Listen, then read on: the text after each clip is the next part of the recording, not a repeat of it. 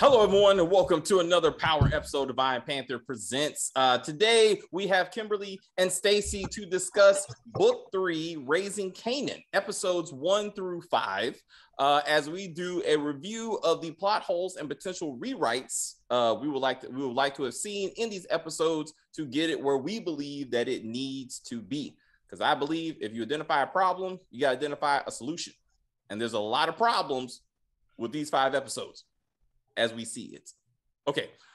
Before we get started, though, we want to give 2 shout outs. I want to shout out Spilled the Tea. She's a long-term commenter and subscriber to our channel, and she came to our defense. A previous subscriber who I hope is still around. Anyway, person said that they were going to leave the channel because they thought we were going too hard on Book 3, and Spilled the Tea came to our defense. I will say it like that, and we appreciate it. I sent her a gift card to say thank you because she went far beyond the Call of Duty. And your boy Mark Dark. The reason why we're doing this plot hole video because your boy Mark Dark put out a video that said there was not going to be an episode this week. I saw it because my wife saw it. Kim, how'd you find out? My son told me because of Mark Dark. He watched Mark Dark. Yeah. See? Mm-hmm. What I'm saying is Courtney Kim needs to hire this man, put him on the payroll because he's getting the message out. He's a true disciple. And I respect. It's respect. Okay. He appreciates his show much more than we do. Because we're about shit on this. But anyway, we'll give helpful comments. That's our goal, to give helpful comments. All right. You know, it's a great construct that they have that is really going the wrong direction right now, you know, as far as we're concerned. But anyway, Kimberly, what do you think? What do you like to see in this first 5 episodes, or what do you want to see the book go? What you got? I want to see what happens to Rock because in my opinion, I feel like her arc is coming to an end sooner than later because we have to make room for Breeze. Like if we're going to actually stick to Power Book 1 and how they said Kanan, you know, came up in the game, we have to have Breeze in here somewhere. And it needs to be soon because, you know, he's still a teenager right now, right? And he said when he was a teenager, this is when Breeze, you know, taught him the game. Right now what we're seeing is Rock teaching him the game. It's not what we were told in Power Book 1. So we need to get in line with Power Book 1. And so I feel like, you know, I love this actress. I think she's doing a fantastic job. But eventually she's going to have to go to make room for Breeze. And I feel like that maybe her arc may be over at the end of this season, unfortunately. And then maybe when they come back for season 2, we're going to see Breeze come in, you know, or maybe at the end, episode 10, we'll see Breeze at the end. Like, okay, Kanan, you know, like, you know, let's talk, you know, let's see, you know, where it's at, you know what I mean? And he brings them in. So and that was one of the major things with a prequel. You know, the only characters we really knew that were going to be that we cared about as relates to Book 1 is Kanan and Jukebox. Both of them are present, you know, in a sense that they're in these first 5 episodes in the season. Breeze was the other character we thought we would see this early in the game as we're talking about Kanan. There's no indication of who he is or where he is. So that truly is a big plot hole. And then how they're going to get to there. Are they even trying to get to there? Is this truly a prequel or just another power story that they generally are putting under the construct of Kanan and Jukebox, which is what I think they're trying to do. They're really not trying to make an effort to tie it to Book 1. This is what I see so far. So they're doing a terrible job. Stacey, any thoughts before we get started? I just think it's painfully obvious that they're just gonna completely ignore Book 1. There might never ever be a Breeze. Like it's just forget Book 1, even though we're gonna bring it up every review. But the rest of y'all, fuck that, because clearly they forgot. They don't give no fucks about Book 1. Like, in fact, they made a conscious effort to like push it off in certain cases. So what we're gonna do, we're gonna try to walk each one of these 5 episodes to give some kind of rewrites. We've done, if you watch our channel, we've done this, plenty of times with Power and other shows and movies. And so that's what we're going to do with the first 5 episodes. So my 2 major issues is the relationship between Kanan and Jukebox is really underdeveloped or non-existent, as Stacey pointed out. You've had no scenes of them have substantive conversations or events together as cousins. Besides the 1985 shit, which never even came back to, to be anything. Raquel as a weak leader, to me, she has done very little to respond to the onslaught of physical violence that that Unique has put on her organization. And really what she's doing is pushing back and changing so she don't have to deal with Unique. And that's not a leader. That's not who Kanan is. That's not who he produced when you look at Ghost and Tommy. Or Dre. Like, Kanan would have killed like Unique in the first episode after the shit that he pulled. And again, how does he get there? What was that? Breathe a little bit. Huh? On Rock's leadership. I think because she is a woman, they don't want to show her as like just killing everybody. Or we haven't seen her kill anybody, right? She has her brothers for that. I don't think they want to put her as that person.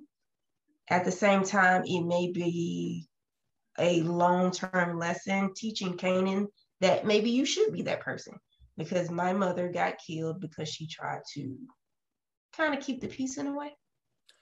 And so now he grows to say, you know what, when I get in charge, I'm just going to go balls to the wall and just kill everybody. That would be good. That would be good if we knew the person that was going to get him to that balls to the walls. Like, is Marvin? It could be Marvin, but these are kind of things we're going to try to address. But I think it's going to be an event. I think it's going to be something that happens. I think it might be that his mom is killed because of this flaw, and then that's when he's like, you know what? I'm not going to be like my mom. I'm just going to. Yeah, like balls to the wall. I'm just going to go ahead. I think he's going to try to do both. He's going to try to have a strategy, but at the same time, he's going to be like a killer. Yeah. And who gives him the tools to get there is what we gotta kind of lay it out. So to make room for all the things we're gonna add to the series, we gotta take some stuff out. All right. So let's start with all singing. All the relationships. So I would say first and foremost, all singing scenes are gone. All right, like except for 2, I'm gonna add 2 that are relevant, but 2 I'm gonna make them relevant. You'll see. Okay. You'll see. So I got 2. I've written 2 singing scenes that are relevant to what we should be seeing in book 1. All studio scenes are gone except for one with Jukebox, which will be relevant once I rewrite it. All sex scenes between Tony and Marvin, and that one with Lulu and Jessica, completely unnecessary. Okay. Well, Tony and Jessica are irrelevant. No, Tony. I got Tony being relevant. I got Tony being relevant. So I want to keep her. Jessica is relative. You'll see. But I got a moment for Tony. I got a moment for Tony. And then Raquel's and Symphony's sex scenes will be reduced a little bit. We know she loves the dick, but there's other things we can do. Character development. We need character development. Okay. So we're gonna do all that. All right. So first episode. All right. If I don't mention something, it already happened. Okay. I'm not rewriting the whole episode. I'm just trying to give you a couple of things. All right. So for example, major thing, the cafe fake drive-by happens. Okay. I want to highlight this because this leads to the meeting between Raquel and Unique, right? Originally, Raquel is like, hey, you know what? How about we make a deal? And, I give you a couple of corners and shit. No. Raquel tells Unique, you ain't getting shit. And the next person who comes after my family or my business will be put into the ground. All right. Like, she is not someone to be fucked with. As she said, once you get on your knees, you stay there. So she's not going to get on hers. Right. So we need to show that. Okay.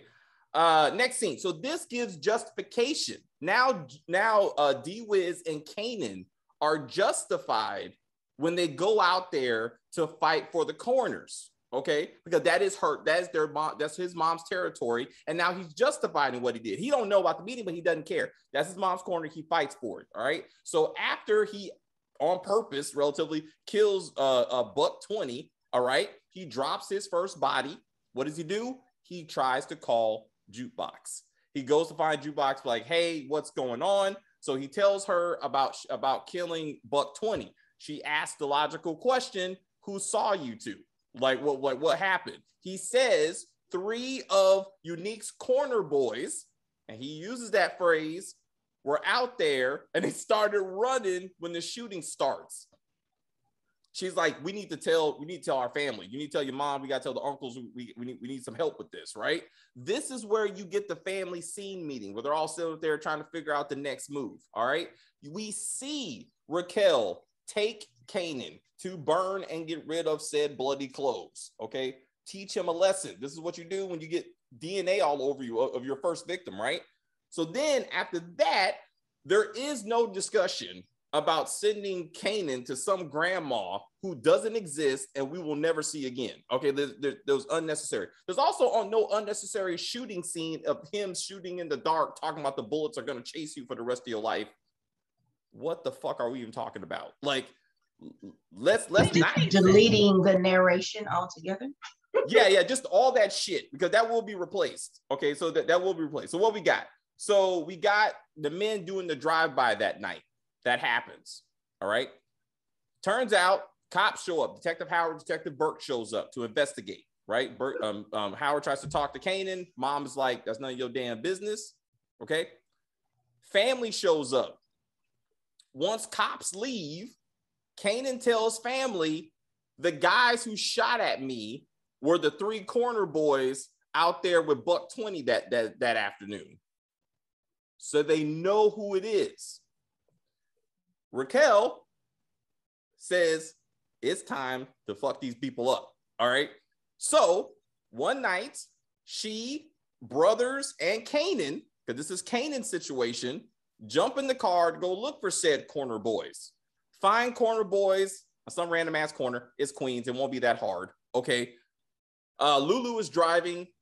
So Raquel is in the passenger seat. You got Marvin and Kanan in the back seat. Kanan's on the passenger side with his mom. They pull up with the passenger side towards the street, toward the corner boys. Windows go down. Raquel and Kanan are the ones who shoot and kill said corner boys. So this is important because it goes back to the 1985 moment where she taught him that when someone hurts you, you got to hurt them back. It's your job to stand up for yourself. Okay. And she does it again. When someone tries to kill you, you kill those motherfuckers so they don't come back. That's a lesson. All right. And he sees that when someone tries to hurt her son, she's willing to kill somebody for her family. So it's not just random violence. It's violence for a reason. I think would be a good way of that.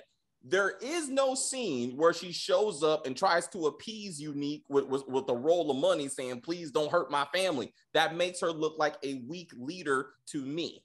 Okay. And I'm like, she after all the shit that Unique did in that episode, he should be lucky that she only killed the people who tried to kill her son. All right.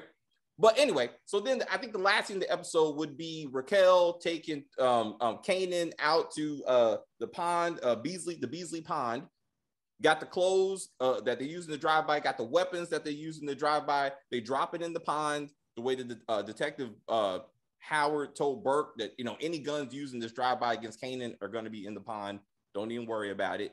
And she tells him, hey, you in the game now. We got to figure out our next move, but this is your life. And wait, there you go. Yeah. All right.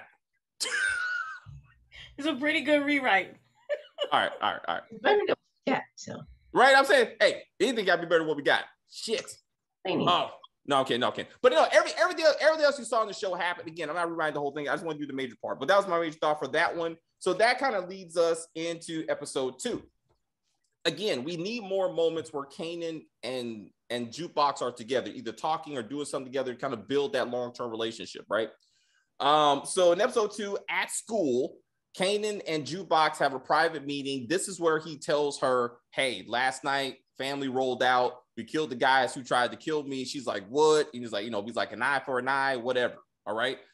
Famous walks up with that friend that we don't know who the fuck that is, but their four are together. And this is when they walk down the hall and we meet Davina, who's fighting over $120. So now we're back into the scene. But school is important as the backdrop for the story. All right. So overall, the episode, Kanan spends time with Scrappy at the stash house. Jukebox kisses Nicole for the first time. So we got Raquel and Unique. They meet in the graveyard, as we saw in the episode. All right. In this meeting, again, they ultimately agree that Unique agrees with Raquel that she was perfectly justified in killing those three dudes because they tried to kill her son and they went too far. All right. But they also agree that Buck 20's family needs a body, or shit's still gonna get bad. So that needs to be resolved one way or the other. All right. So we got Raquel heads to see Symphony. Everything in the episode happens the way it happens. All right. So I want to focus on Raquel going out to see Symphony. In the original episode, Raquel goes to Symphony's house. They get butt naked, and they're eating. All right. In this rewrite, they go out to dinner. They're not at his house. It doesn't matter. Ultimately, you're not going to see either one of them again, but they don't end up at his house that evening. Okay. Kanan is at home doing what? He's waiting for D-Wiz to show up so they can watch New Jack City, right? Jukebox still gets off the bus from hanging out with Nicole that day, sees Lulu pick up D-Wiz and drive off to whatever. So she got that knowledge, all right? And this time Lulu does kill D-Wiz. He does not commit underage sex with a teenager, taking D-Wiz to this club to get banged. There you go, Chris Hansen.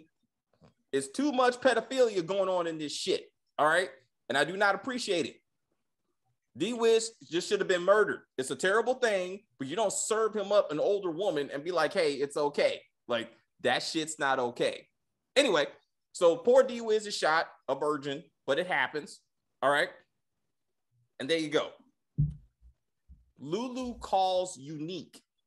He doesn't call Raquel. He calls Unique to say it's done, and they agree. Debt has been settled with Buck 20's family. Kanan is off the hook. Now we know why this man just got done shooting a teenager in the face. It was a necessary sacrifice for the family, right? But it's done, and we can confirm that, as opposed to hoping that this random Buck 20 family is okay that we never see in these episodes. What y'all?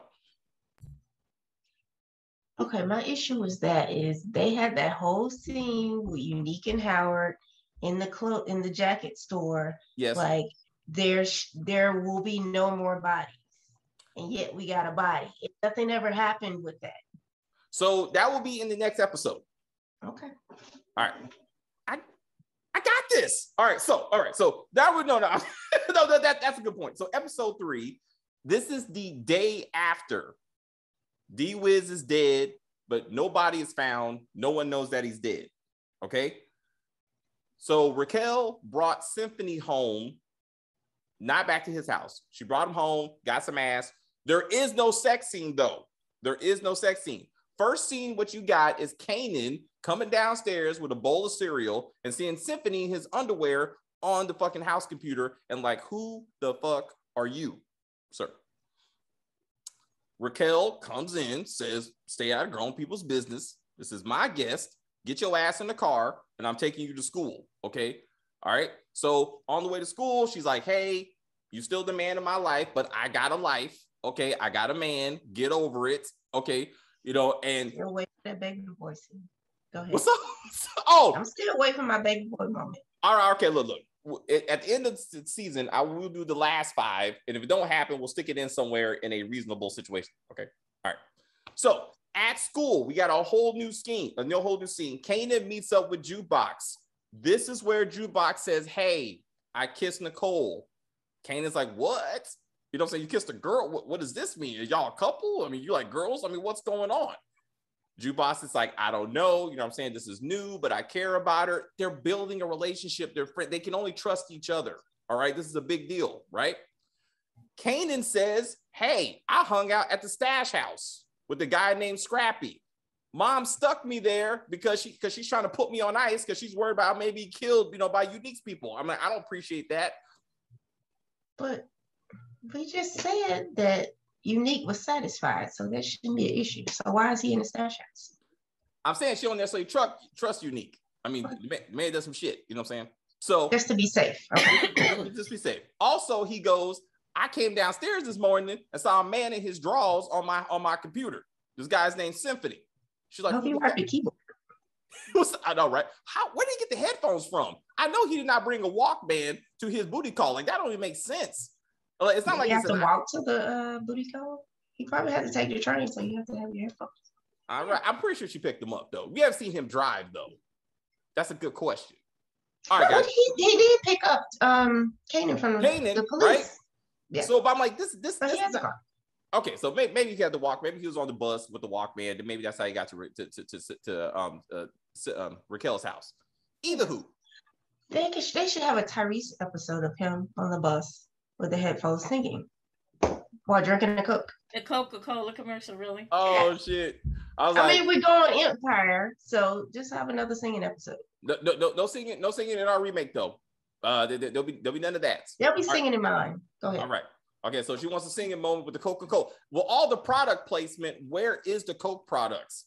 Where is the Clearly Canadian? That's what I'm waiting for. You know what I'm saying? That was my drink in the 90s. Man, that shit was good. Anyway, I digress. I like the Minute Maid Orange. The what? Delicious. Minute Maid Orange. Oh, yeah. Where the Yahoo? Yeah. That was Yoo-hoo chocolate milk. You drank the shit out of that shit. Yeah, that sugar water was good. That was not milk. I was like, I don't know what that shit would taste. You know what? It really did. It tastes like water. The chocolate powder. What was that stuff? The chocolate. It was a powder, and you mixed it. And you did what with it? You drank it. That's chocolate milk. Yeah, like chocolate milk, right? It wasn't chocolate milk though. It was chocolate drink, and it came in a can, and you scoop it out and you mixed it with water. I never heard of that. Oh, I don't know what that is. Okay. Put in the comments what it is, you United people. The states are going down memory lane. Can't remember stuff. I don't even know. All right. So back to this family conversation. All right. So then Kanan mentions, therefore, Symphony. Jukebox asks, what do you think about your mom dating? He's like, it's been 5 years since my mom even had a serious man. High post. I knew that dude. He got killed. You know what I'm saying? I don't need another man in my life that's going to end up being murdered. Okay. So like, maybe that's why he's putting distance between him and Symphony. He's like, one, the man was, butt naked on his computer, but like, her mom don't have a good track record when it comes to men. Right. So maybe that's why the distance. So Kanan said, last night I was waiting for D-Wiz to come by. He was supposed to see New Jack City with me. Jukebox says, well, I saw D-Wiz get in the car with Uncle Lulu. What? Why would he get in the car with Lulu? Famous walks up and says, yo, D-Wiz is dead. They just found his body somewhere. Now they know their friends say, I can't get into all to the details. He's on the street somewhere. Shit. Under the bridge. Under the bridge. There you go. Under the bridge. Oh, man. No, he actually was under the bridge. There you go. He got found under the bridge. There you go. But we're acknowledging this poor man's death because he is these people's friend. And we need a scene to acknowledge this. All right. So that all happened. Just his name scribbled on some sneakers. What's up? Not just his name scribbled on sneakers. Yeah. What we need is a mural, as we discussed, on the wall, or the legit T-shirts as they're You know what? That's going into the rewrite. That's going into the rewrite. All right. So a lot of money. Moral. It's too much unnecessary studio time. So as we saw in the original episode, Unique gets Raquel's corner boys arrested. Scrappy gets away because he was being chased by the slow ass cop who has cancer or whatever, right? This immediately goes to the scene where police captain is talking to Howard and to Bert and telling them that these corner boys don't mean shit because they're going to be right back on the street. What about the two bodies? Buck 20 and this new D-Wiz body. D-Wiz matters because he was on the local basketball team. He was taught by the police. Police captain said, I need wins. I need suspects in these arrests. Hopefully some arrests of suspect. and we need some big drug deals, something on TV. Get your shit together, or you're going to property.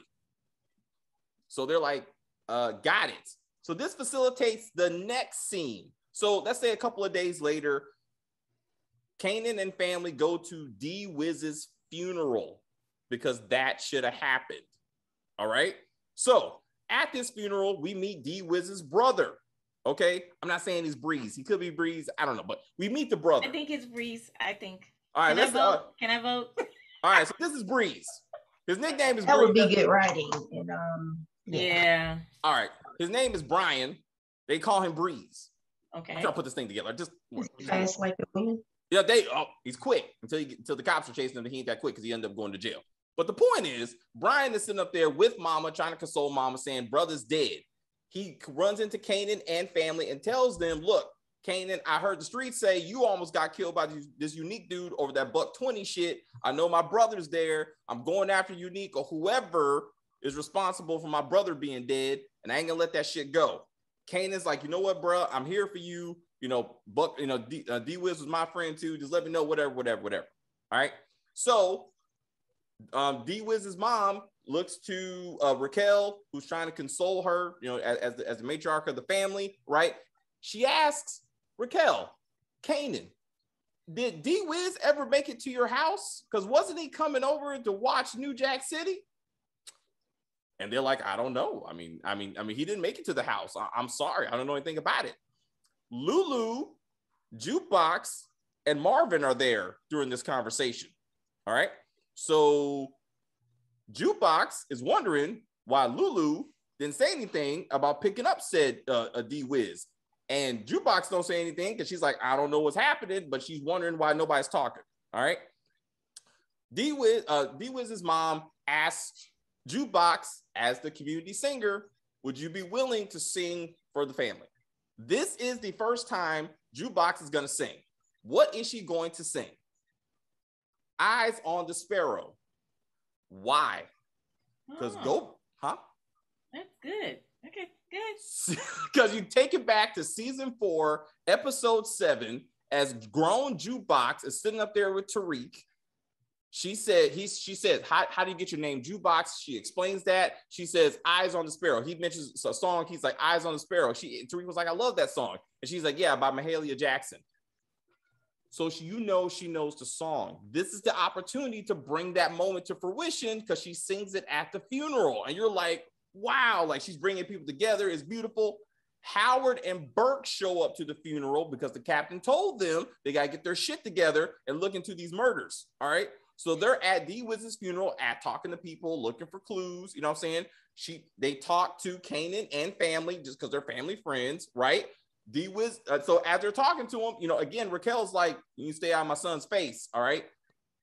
Howard brings up the fact, last time I checked, Kanan almost got murdered in a drive-by. His friends ends up getting murdered. You trying to tell me this stuff is not connected? And he's like, hey, look, this ain't got nothing to do with anything. All right. So then the Jukebox and Kanan hear Lulu talking to Howard and Burke, and Lulu and crew was like, I don't know anything about no D-Wiz, haven't seen him in a while. I don't know. So again, they're like, what the fuck is going on with Lulu? Like, they ain't gonna talk to the cops, but it still seems kind of weird. All right, new scene. So Jukebox and Kanan are talking at Jukebox's house. This is important. All right. So once again, alone, they're wondering what's going on with Lulu. Did he have something to do with D-Wiz being murdered? Why is he not telling us or telling anybody? You know what I'm saying? It's in the back of their heads. She tells Kanan that she almost got caught pulling the lick. Lick is important. All right. About stealing the truck. They need to use the word lick. That's what they use for robberies. Proper terminology is hit a lick. They hit a lick, but she almost got caught hitting a lick. I thought I was pulling the lick. Anyway, the word lick is involved in the conversation. There's licking going on. My point is, she almost got caught. She tells him that that she almost got caught. She tells him that she had to stop Rip from killing the guard. Okay. Kanan asks, why was she there in the first place? Okay. She says she's confiding in her cousin. I'm doing all this to pay for studio time because she thinks she's going to get a career. She want to get studio time. So now he understands. Kanan tells her that, hey, he was hanging out at the stash house again. He ran into Davina. Talked to Davina. He's like, you know what? I want to help her out. You know what I'm saying? She's going through a hard time. She's selling tools and shit. I want to sell drugs. Maybe I can sell drugs to give her family some money. It's a bad idea, but let's just go with this. All right. Jukebox, being his loving cousin, says, you know what? I got you. Since they're at her house, she goes and finds the drugs that Marvin obviously keeps there because he's not a smart man. She gets some of the drugs. It's Jukebox, not Marvin, that helps him sell drugs, right? Because he was the one out there. She says, hey, here's the drugs. Let's go out there. All right. So they're in the park. All right. She's trying to sell the clothes. He's trying to sell the drugs. Famous is not there. Okay. There is no bullshit scene with him trying to sing with the local street kids. That's that bullshit. Okay. What we do have instead is two local unnamed drug dealers about to fight Kanan because they think he's trying to move in on their territory. That makes sense because if white boys are running around buying drugs from Kanan, this has to be someplace where you can get drugs from. All right. But Jukebox comes to the rescue. Okay. She has her box cutter. You know what I'm saying? She gets a couple licks in. You know what I'm saying? She's like, hey, stay away from my cousin. This redeems her from not being able to help him in 1985 when she sat there going, stop, don't hurt my cousin. I'm like, she was being held by other boys. Right? She really was. She was trying to get away. She really was. But this shows she got some violence in her. She can do it when necessary, right? So we got that scene. So we're like, good work. All right, so they get away. No cops are called. All right. We're going to fast forward through the episode. Everything that happens already happens. We're going to get to Raquel and Symphony. All right. So they just got done getting some ass. I'm really hoping that didn't happen. I'm hoping they're just having a conversation. It would be nice. Okay. Let's get into the pedophilia at this point. All right. So Raquel is talking to Symphony. Symphony says, I'm sorry for getting in your business between you and your son. All right. That leads to Raquel saying, look, I had my son at 16. For pretty much it's always been me and him, us against everybody else. All right. Symphony says, I admire you for being a strong mother. I myself didn't have any parents. I grew up in foster care and I don't even know who my parents are. It makes more sense that he tells Symphony instead of Kanan. What the fuck? But he's trying to bond with his woman. All right. He asked the logical question, which is what? Who's Kanan's daddy? Since we're talking about parents, right? She says, Rondell Stark. He immediately says, DEFCON. Since DEFCON was this big ass drug dealer, right? I mean, his arrest should have been up there with John Gotti level shit. Like everybody. Escobar. There you go, right? This is some Escobar shit. Like everybody should have known about this man's arrest. And since Symphony is such a student of New York City history, don't need no backstory. Man got arrested when he was 20 and went to jail for life, died in jail. Symphony knows this. Symphony asked the question, what did your family and brother think about the fact that you were pregnant by a 20-year-old when you were 16?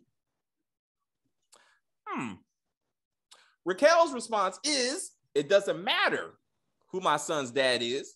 I'm his mother. I'm raising him, and no one's coming between me and my son. Amen. But we have acknowledged sex with underage kids is not okay, damn it. Okay. R. Kelly, it's not okay. Now, Raquel didn't get peed on that we know of, but we don't know. That's in the rewrite. Anyway, let's move on past the peeing. All right, so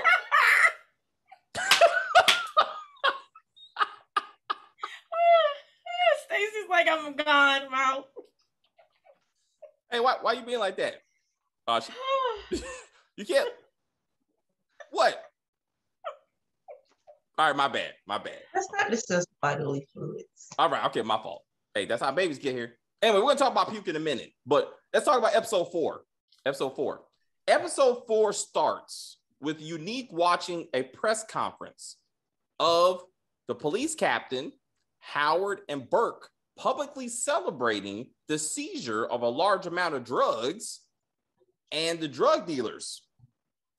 This is critical because the captain said that in episode 3, right? You need to give me a big win, which is the whole reason that fucking Howard even went with Raquel on this, because he needed to win, right? Unique seeing this press conference is what caused him to go, I'm fucking somebody up, all right?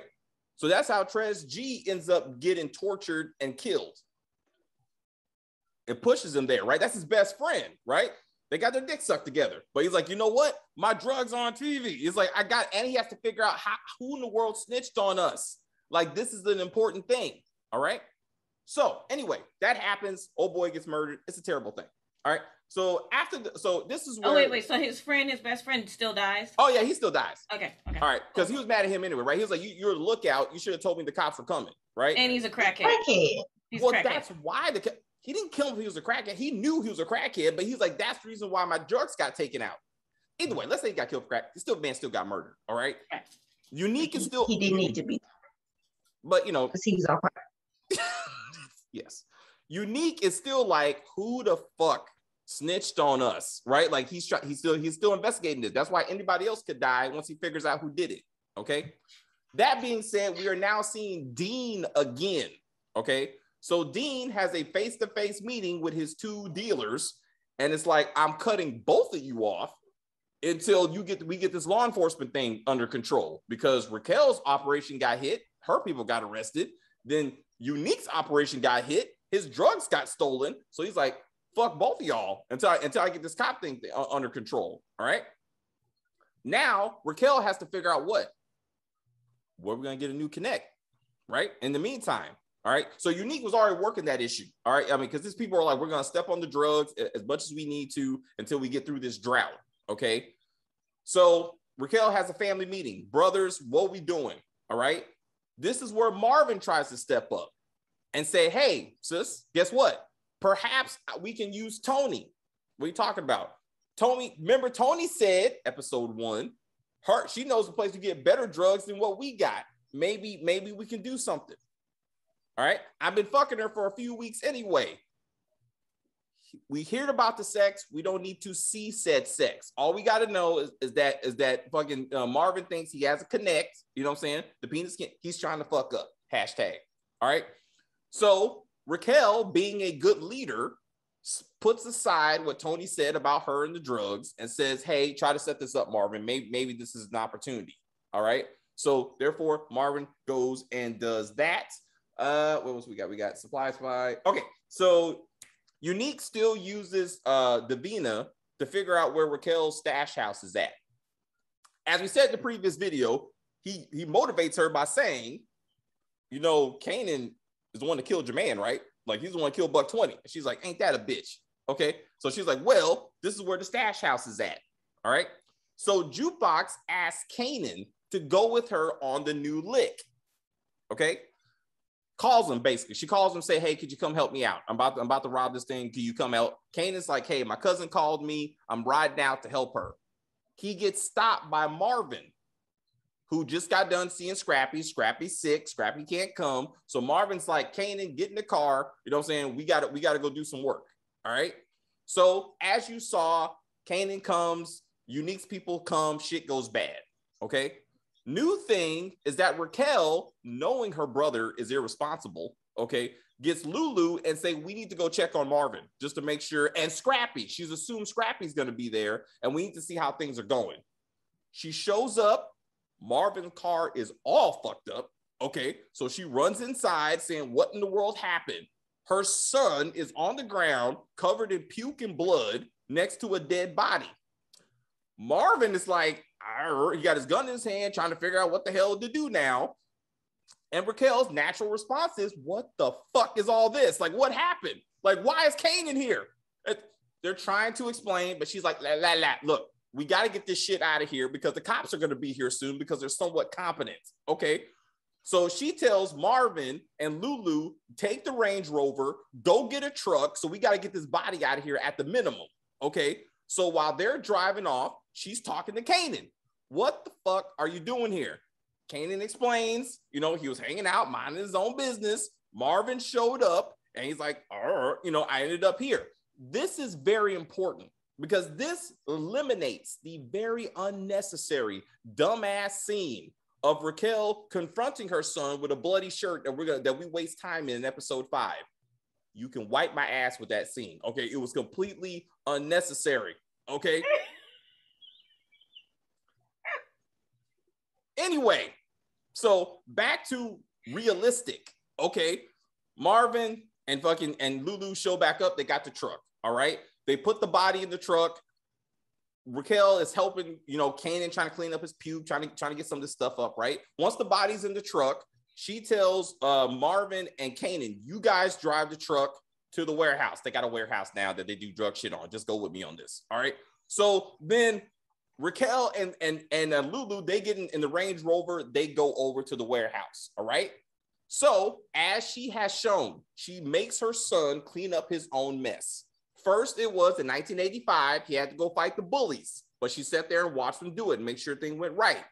Recently, she put him on a drive-by. And so you're the ones that got to kill these people because they just tried to kill you. You got to clean up your own mess.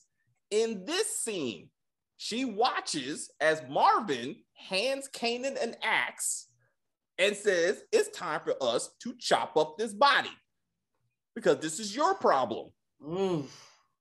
This is hard, but this is necessary because this goes to book 1. When Sean, that would haunt. I mean, what is he? 15, 16? That would haunt me in my dreams. In 4 years, he's teaching Kanan and he's teaching Ghost and Tommy how to do it. True. Okay. So we gotta speed this shit up, right? So so this is the man who looks at Ghost and Tommy and says, "Axe time." They're like, "What?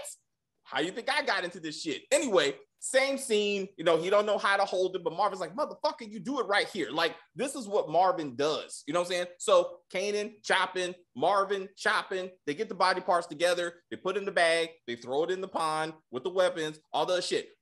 Once they get done, Kanan on his own says, "Gotta get rid of these clothes," right? So he's taking his clothes off, he put it in the bag, he's about to burn them, he's learning, right? We see him that like he knows how to get from point A to point B. That's not what he's worried about.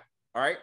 So that happens. So then we got, all right, okay. Next thing. All right. So later on. So the episode ends with everybody back at the house, all family back at Raquel's house. Raquel and the brothers are downstairs asking logical questions like, who the fuck snitched on the stash house? Was it Scrappy? Where was Scrappy? Scrappy was sick. Was it him? We got to know because now the bodega could be in danger, right?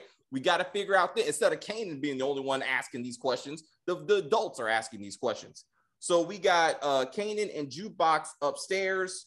Jukebox tells Kanan that she did the lick by herself. Where the fuck were you? Okay. Kanan's like, I was almost got murdered and I had to chop up a body. You know what I'm saying? I had a busy day.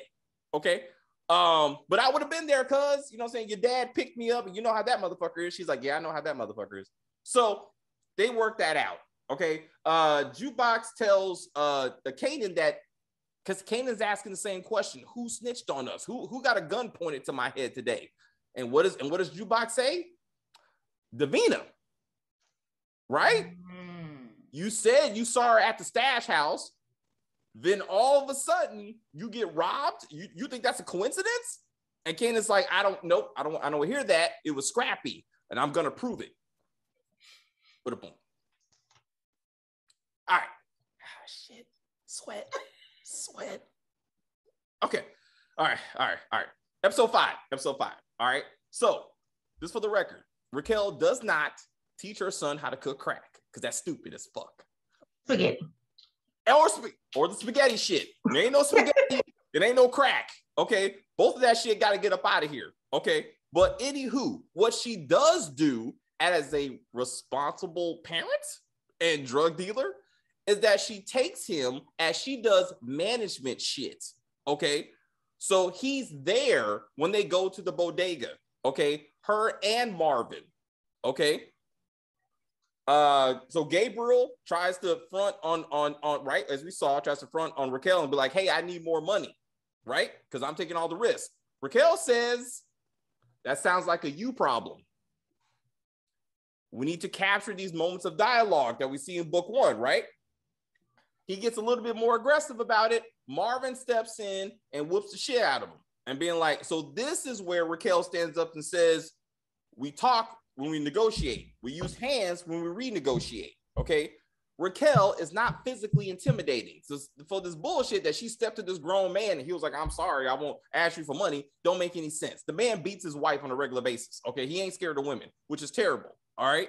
Mm-hmm. That being said, as Marvin is choking the shit out this dude and hurting him, and Kanan is once again learning violence is necessary at times, and it does achieve a goal. Raquel tells Gabriel that the next time she sees bruises on his wife, she's going to break his hands. Okay. This will be important because I'm sure this man's going to go underground for beating his wife at some point. But we're just trying to establish right now that Raquel ain't stupid, you know what I'm saying? And she ain't going to let this woman just get beat. All right. So then family goes to the projects. Again, Kanan is there watching Marvin beat the shit at this old black man while his mom is like, this apartment belongs to us now, right? So we can do this the easy way and we can do this the hard way, but it's going to get done. And man says, yes, Kanan learns. What we don't see and what should have happened is they immediately go down to the apartment below and they clear out that place. Because as we saw in the episode, she already got the drills and stuff. She's already got the people that are fixing it, right? So we should have saw them clear out the family that was in there. Once again, his loving mama, when it comes to business, she don't give a fuck. You know what I'm saying? We got to get stuff from point A to point B. And Kanan's registering all this. And Marvin's the one showing him how to hurt people. You know what I'm saying? When necessary. Fingers rested, scrappy. Okay, so arrested. So after all that, Scrappy. So as we know, Kanan, she sends Kanan off to school after lessons learned of how to run a drug business. She's like, it's time for you to go be a student. She drops him off at school. All right. Kanan takes this opportunity to be like, hey, I'm going to confront Scrappy because he thinks he's the, you know, like he was the snitch, right? So he gets arrested, as we saw, because Howard is following them. Okay. At the police station, Howard, being a responsible detective and a reasonable adult, asks this black man who shows up, what is your name, sir? Symphony something. Can I see some ID? Here you go. Now you can take the boy I've been following around all day with you. Because I went back and watched that episode. He asked no questions of this man who just walked up and took his primary suspect and just walked him out the door. I was like, what the fuck? Like, ask questions, man. This don't make no damn sense. Anyway, Burke and Scrappy are watching Kanan get up and walk outside. Did you see Scrappy's face? He was like, what the fuck? Like, I mean, he was like, what is happening right now? Like, how is this? He fought me. Why am I still sitting in this chair? And this kid's going. How old is Scrappy? Is he a teenager or an adult? I'm thinking 19, 20. Older, probably older than 19, but he ain't no grown ass man. That's what I'm thinking. So obviously I'm thinking Burke formally processed Scrappy, but eventually lets him go because obviously we see him on the street later, right? So once he's gone, Burke walks up to Howard and says, why did you let this kid go? We've been tracking this kid all day, right? What's the story, right? So she also says, since they got done looking into the trap house, right, and all the shit that went on there, she says, you know what? I got the CSI team looking into that puke, looking into that video game console, looking into all those bottles, because we need some wins. We need to find some suspects and tie them to this scene as the captain directed, right? And right at this point, Howard's like, whatever. He's looking up birth dates and shit. He's like, whoa. This kid said he was born in 1975. God damn it. DEF CON went to jail in 1974. I mean, he was fucking a teenager, but I mean, biology only works certain ways. We're gonna cut out the scene that basically Howard was bragging about the fact that a 20-year-old had baby with a 16-year-old. Like we're gonna cut that out because I was not happy that he was like, you know what? That's royalty right there. That's DEF CON's child. How do you know? Because she was fucking a 15-year-old girl at the time. I was too, but you know, one of us got her pregnant. I don't know which one it was. The fuck. Anyway, all right. So gone. So after that, we got Jukebox. So Jukebox tries to go to confront Davina about potentially being the snitch. All right. But as she gets to Davina's house, Davina is outside talking to Unique and crew. So Jukebox is like, whoa, I can't handle all this, but this looks suspicious. All right. So then she busts out and goes to see Nicole because she has a date anyway. All right. We get back into what's being discussed. All right. So Unique is there to thank Davina for giving him reliable information about the stash house. As agreed to, Davina says, what about my mom? What about her getting her in rehab, right? And Unique is like, well, girl, it takes time. It's paperwork and da-da-da-da. And Davina now realizes that Unique was full of shit, and now she's feeling bad about betraying her boo, Kanan, and his family. All right. So as we know, it didn't go well with Jukebox. Oh, so we got studio time. So this is the second only singing scene in these 5 episodes. All right. This is the first studio episode because this is the only episode that matters. Okay. Lulu says, hey, Jukebox, come with me. We're going to the studio. I know you're trying to be a singer. I got a studio connect. His name is Crown Camacho. She's like, that's a dumbass name. He's like, yeah, it is, but he runs a studio, so whatever, right? Now Jessica's there, famous, who's been talking about his singing, throughout the episodes, whatever. She sees him in the studio, right? So Lulu, after dropping all the cash to keep the studio running, he says, my niece is getting into that box. Crown says, hey, I'm a professional business. Who is she to get into my studio? Lulu says, turn on the radio. Crown turns on the radio, and by happenstance, Whitney Houston's You Give Good Love is playing. Jukebox, with no hesitation, starts singing said song on pitch, on notes, lyrics, everything perfect. Crown is like, oh shit, she can sing. All right. But maybe she got lucky. I mean, whatever, one hit wonder, right? He changes the radio station to a random station. It's the oldies. What's playing? Midnight Train to Georgia. Good song. And why is that important? Because Tariq asked her, my mom likes to sing Midnight Train to Georgia. You think you can sing that song? What was her response? Your mom couldn't touch me on her best day. Why would she say something so strongly? Because in 1991, she sang that song for a music producer. And when that music producer heard that song, he said, please, get into the studio. You know what you were doing. Now, her career didn't go anywhere, but that's the song that got her there. She felt that's the song. You tie it to the book. So we go, yeah, this is a prequel. I thought. Fuck me, man. It's not that hard, writers. It's not that fucking hard. Okay. Like, this is basic shit. And we only had 2 singing scenes. That's it. Fuck Famous. Okay. His singing ability and career means nothing to this show. Okay. It's Jukebox and Jukebox alone. Okay. Anyway, Jukebox goes off with her demo tape in hand and goes to see Nicole to celebrate and get a little ass, perhaps. It don't work out. I mean, as we know, you know what I'm saying? My bad, you know what I'm saying? So anyway, Jukebox comes home sad. She ain't got the demo tape. You know what I'm saying? She didn't rob the white people. I thought about throwing in a scene where she robs one of those white couples, but like that doesn't make any sense. It would have been funny though. Anyway, she shouldn't have given Nicole the coat. She what? She shouldn't have given Nicole the coat. Remember, she stole the coat. Oh, that's right. She takes the coat. There you go, Stacey. She takes the coat, says "fuck you." She runs out with the coat. What's up? The security guard takes the coat back when he catches her. He's like, okay, I'm gonna let you go, but give me my damn coat. Very good. Because he got to keep his job. He got to act like he did something, right? So you just lived and you ain't got shit to show for this thing, but I lived, right?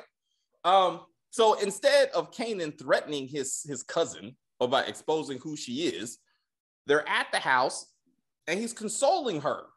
I'm sorry what happened with Nicole. He's trying to be there as an emotional support for the woman who was there for him, who stabbed a couple of drug dealers for him earlier in the show, as we discussed.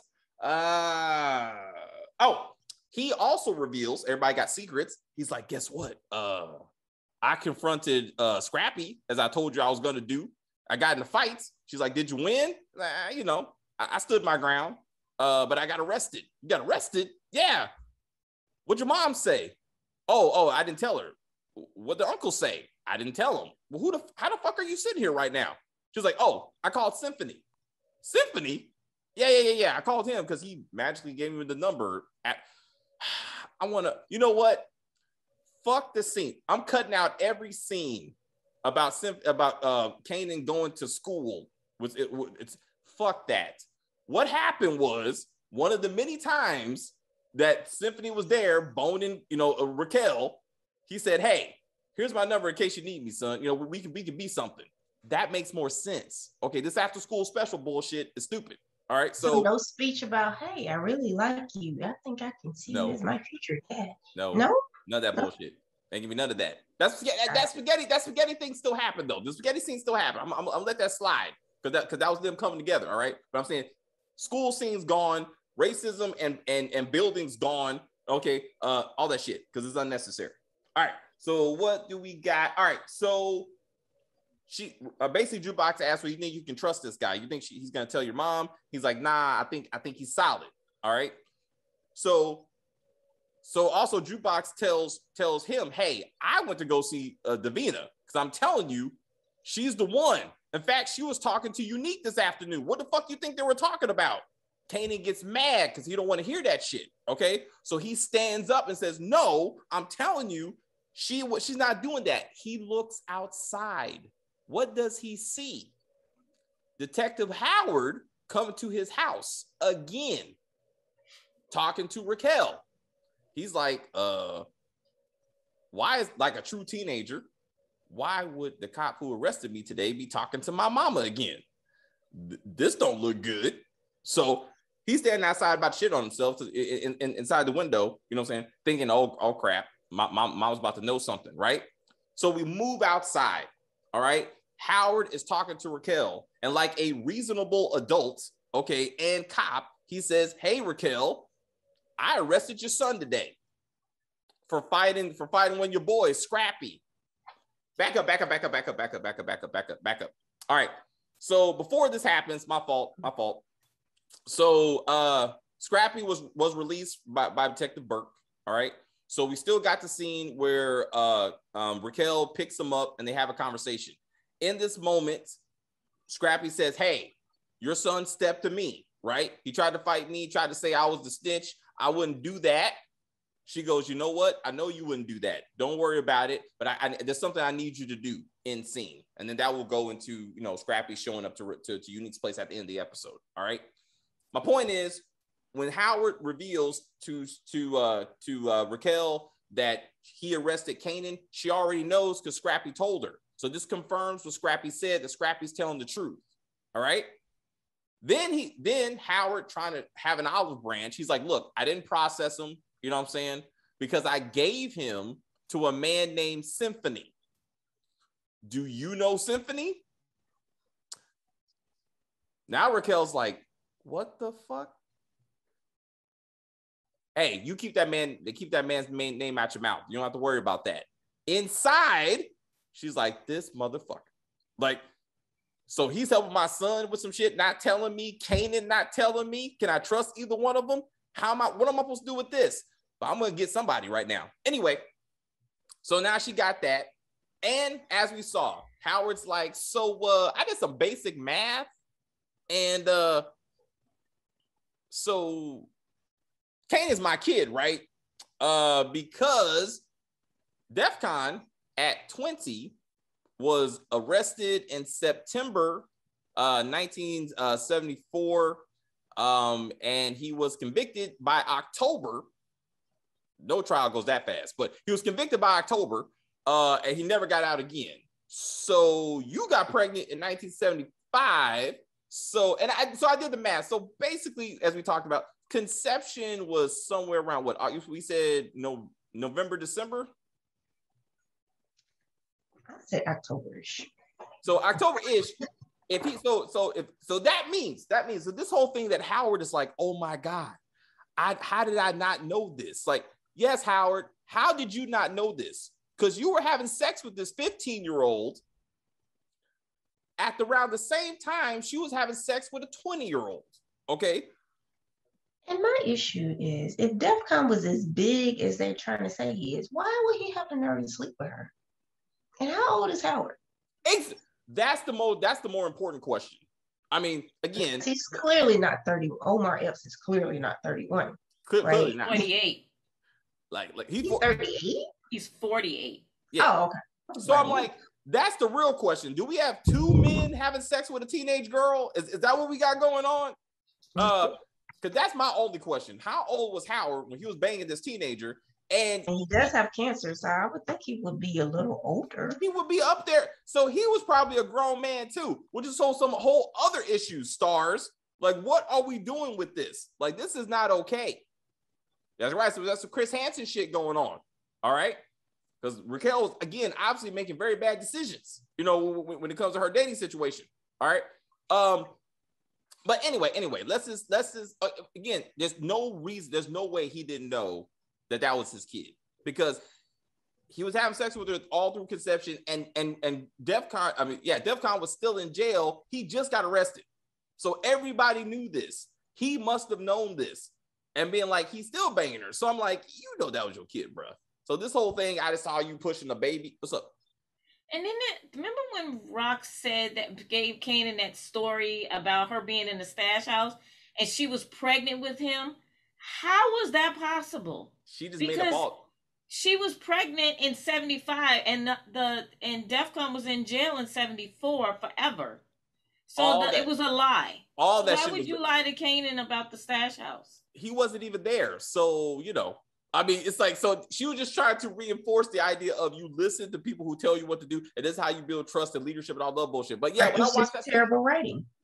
It is terrible writing, because why lie to your kid? Just tell the kid the truth. Like, I'm putting you there because one, it protects you, and two, I mean, you wanted to see it up close and personal. This is it up close and personal. So no need to go through all that. But then he's like, wow, my dad was smart. Your dad was also a grown man having sex with a teenager, but somehow he ain't even worried about that. Like, that's not even like that. Kanan, who should be going to an advanced school for gifted kids, can't do basic math to realize that his dad was over 20, but 18 years old when he was having sex with his mama. But he's like, whatever, you know, it was the 70s. No, that's not how that works. That's not how that works. Anyway, Howard still confronts her. Her answer is still, stay away from my son. Boom, boom, boom. Not that we didn't see that coming either way. But there you go. I think this puts us on track, and we got a foundation for Jukebox and Kanan as a relationship. We're seeing Kanan, you know, experience and do violence, you know, and therefore we can see him try to perpetuate that. You know, he's had some life lessons that we see in book one. We've connected book one to book two already with the whole phrase, you know, Kanan, I was the first one you called when you dropped your first body. You're the first one I told that I fuck with girls. We established that. And now we can move forward, you know, because now book one has been satisfied. You know, I would say that the major parts of the connections to book one has been satisfied. We can see what comes out of it. What y'all think? Yeah? It's pretty good. All right. Yeah, I like it. All right. Made sense. Much better. More sense than anything that we're actually seeing, but it made a lot of sense. Yeah. This ain't BMF. Like, that's all I'm saying. Like, BMF is gonna have that music, and I'm ready for it. Like, it's gonna have the drugs, and I'm ready for it because it's advertised as such. You know what I'm saying? So I know where we're gonna walk. Also, hashtag 50 Cent never ends, which will be the hashtag for our all power related STARZ videos from now until 2022. Because if looking at the schedule of Sunday, Power Book 3, Kanan, 50 Cent is running. This will be followed up by BMF, which 50 Cent is also running. That will be followed up by Power Book 2, which 50 Cent is also tied to. Yeah. 50 Cent never ends. All right. So we will be seeing his stream of consciousness throughout for the rest of the year. And he's still developing stuff. And he's, you know what? For Life should have been picked up by STARZ, and I would have been like, this channel belongs to 50 Cent. It should have been like, might as well buy it. It's like y'all, your whole existence is me. Like, accept that. That show had to go. So what do you want to see in the next 5 episodes, Stacey? What do you think the next 5 episodes should go? I want more drugs and murder. I don't want no sex scenes. I don't want no racist speeches. I damn sure don't want no spaghetti. Like, just give us mayhem and murder and drugs. All right. Kimberly? I want to see more about Jukebox and Kanan's relationship.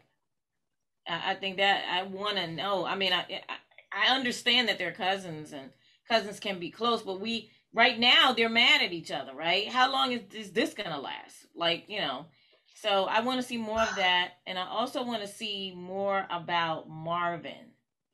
I want to, you know what I'm saying, Marvin and Rock, because I want more Marvin and Jukebox.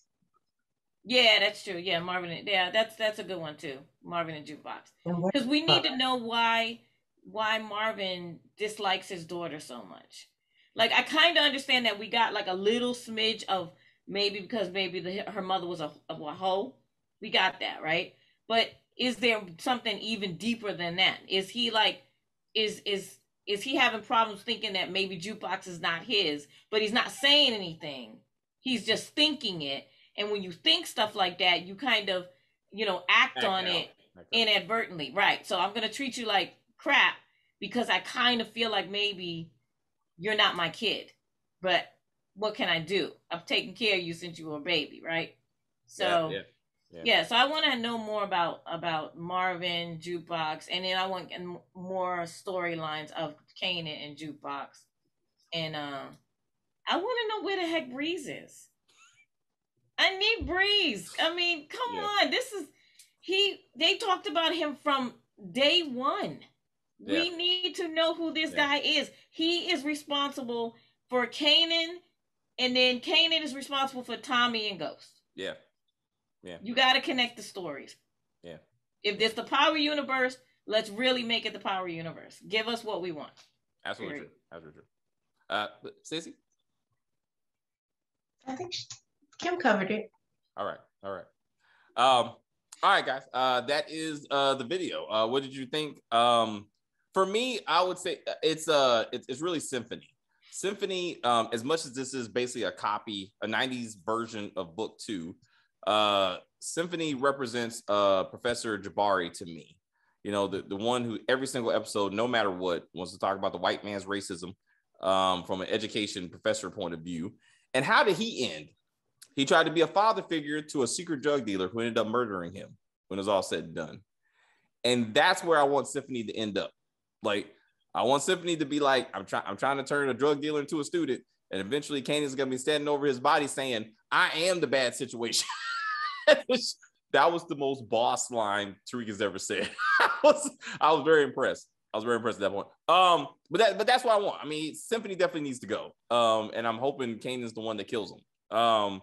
For standing between him and the game or whatever. Once Kanan gets there. Yeah. All right, guys. What do you think of the rewrites? I hope you enjoyed it. And if you like it and you want us to do it again, we will do it for 5 through 10 once the series is over. You can check out some of our other videos we redid. For book 1, we redid episodes 11 through 15. We did that a couple years last year. And we did some rewrites for book 2. We did that a couple of times. Do we think we were writers? Yes. Do we think we're better than these writers? Absolutely. I mean, for this book, yes. We are much better than these fuckers. I don't know how they even got jobs, to be honest. Like, I'm irritated. But anyway, all right, guys. On that happy note, if you are new to the channel, please subscribe to the channel. You can like on the video, comment on the video. Be careful what you say, because our people may come for you. Share the video. Share the video. We look forward to all that. If you got your own theories, please let us know. We can discuss those in the comments. I appreciate everybody's stuff. And we will see you next week for a new episode, episode 6, which will be Empire. They're going to have an artist showcase, and they will have murder and mayhem at this artist showcase, but they will have an artist showcase. and I'm going to shit on it. Like, I promise you. Like, that's what, if you tune in, that's what you're tuning in for. My rants about why we are seeing Lucius Lyon 1991. God, this is going to be painful, but we're going to get through it. I'm here for it. I want to see some singing rap. They only have 2 artists, Famous and Jukebox. They're going to bring in somebody. You know, there's going to be a cameo of some sort. Eminem's coming in. he's going to be the secret. Who else is on the 50 Cent roster? Like who's something? Do one of those. What's that little group he had? I can't remember. G Unit? Yes, one of the G units. That's what I'm saying. The one of the G units. All Buck, the other units. I can't remember the other dude's name. Buck and somebody else. It doesn't matter. G Unit's coming. G Unit's coming. Like I mean, if Eminem is gonna be in BMF playing White Boy Rick, which makes no fucking sense. I mean, 50 Cent's not gonna pass an opportunity to put his artist on this version of Empire that he created. So it's gotta be somebody, but it will get shit on by me. I just want to let you know. All right, guys, take care of yourselves and each other, and we will see you again.